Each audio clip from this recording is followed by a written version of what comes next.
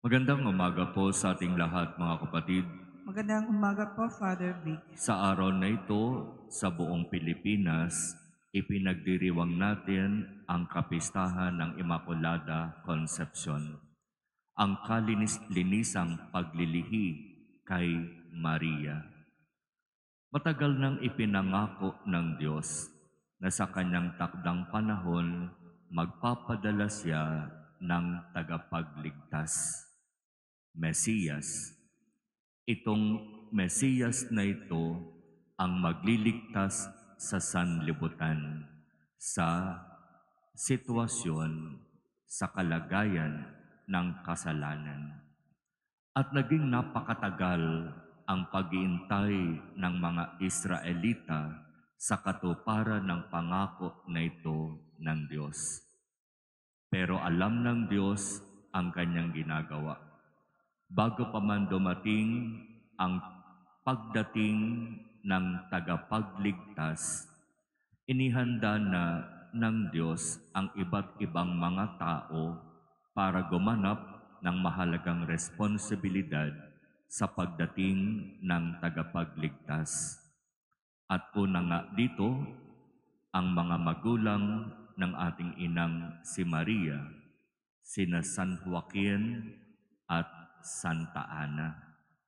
Sinasabi na itong si Santa Ana at si San Joaquin ay matanda na, bagamat madasalin at palagi sa templo at matagal nang nakikiusap na sana pagkalooban sila ng anak, mukhang hindi sila pinagkakalooban ng anak. Pero sa katandaan ni Santa Ana, siya'y naglihi at ang kanyang ipinaglihi ay walang iba kung hindi ang ating inang si Maria.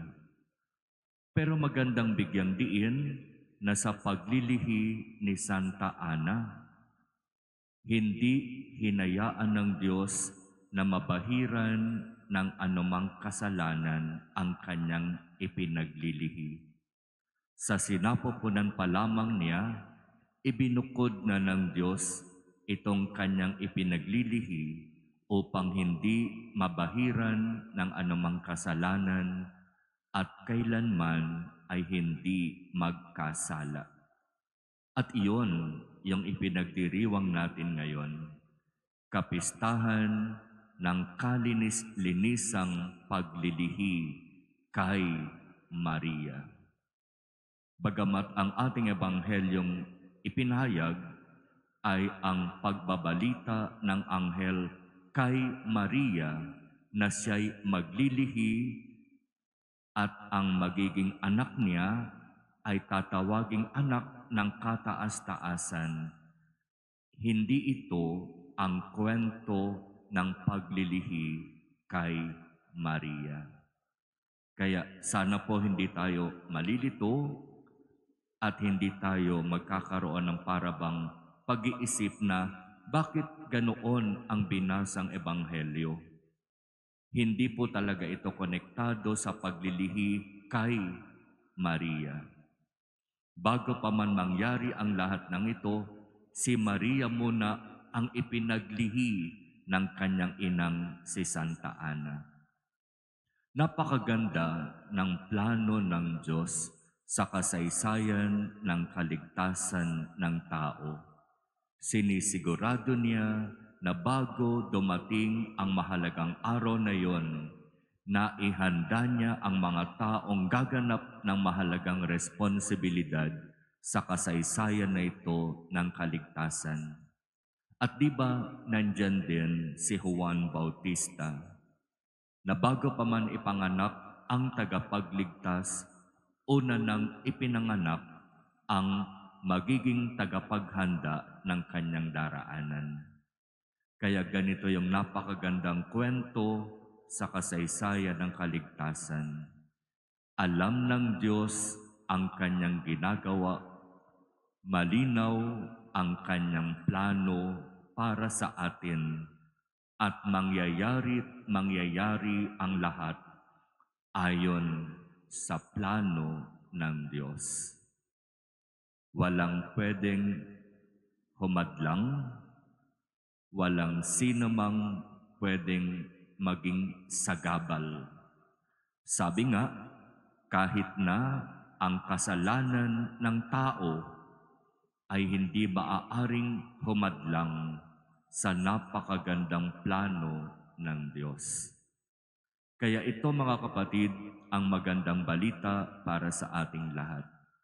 Kaya ito rin ay araw ng pasasalamat natin sa Diyos sapagkat ipinagkaloob niya sa atin ang ating mahal na inang si Maria na napakalinis at hindi nagtaglay ng anumang kasalanan.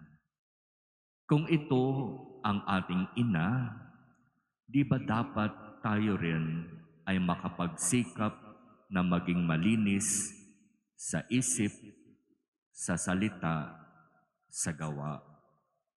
Kung tayo ay kumikilala at nagpaparangal kay Maria na kalinis-linisan, di ba siya ang dapat nating maging huwaran sa kalinisan sa isip, salita, at gawa?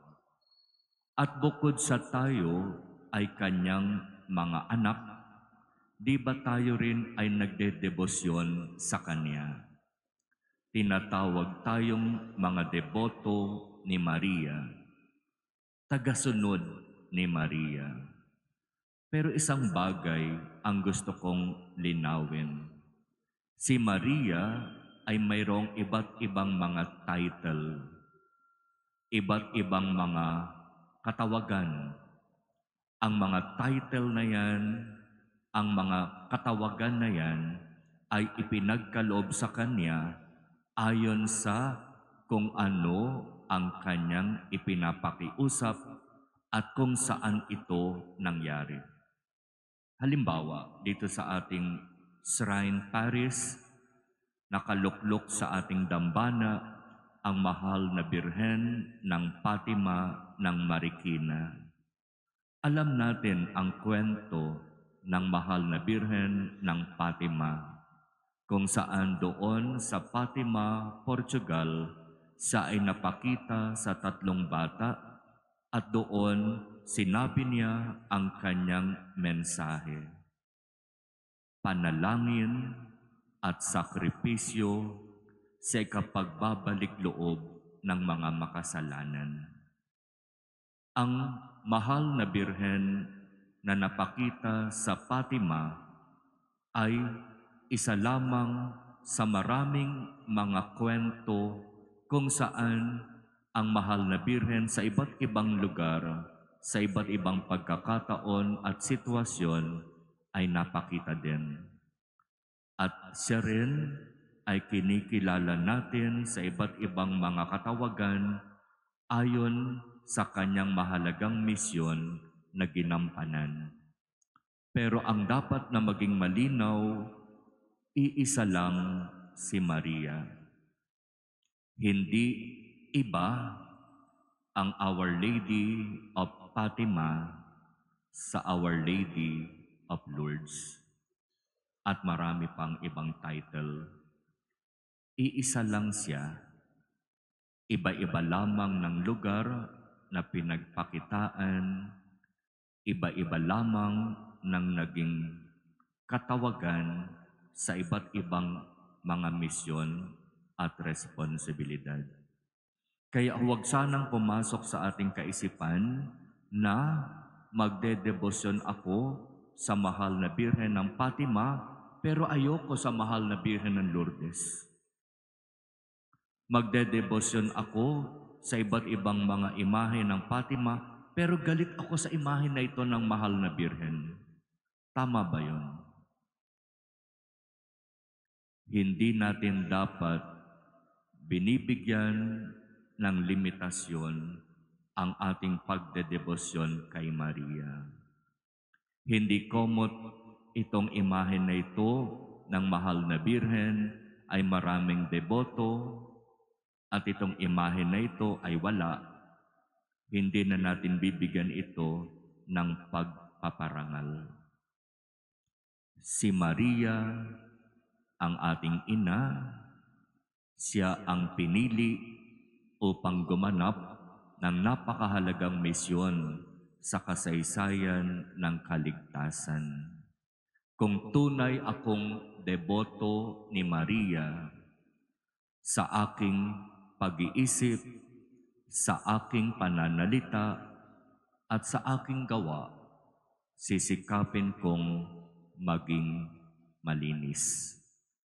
Hindi ako totoong deboto ni Maria kung ako ang pinagmumulan ng hindi magagandang salita tungkol sa ibang mga imahen ni Maria.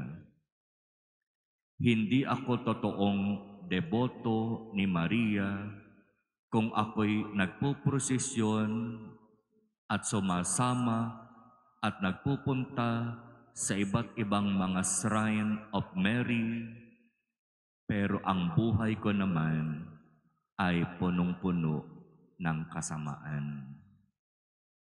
Kung minsan, ang hirap humusga.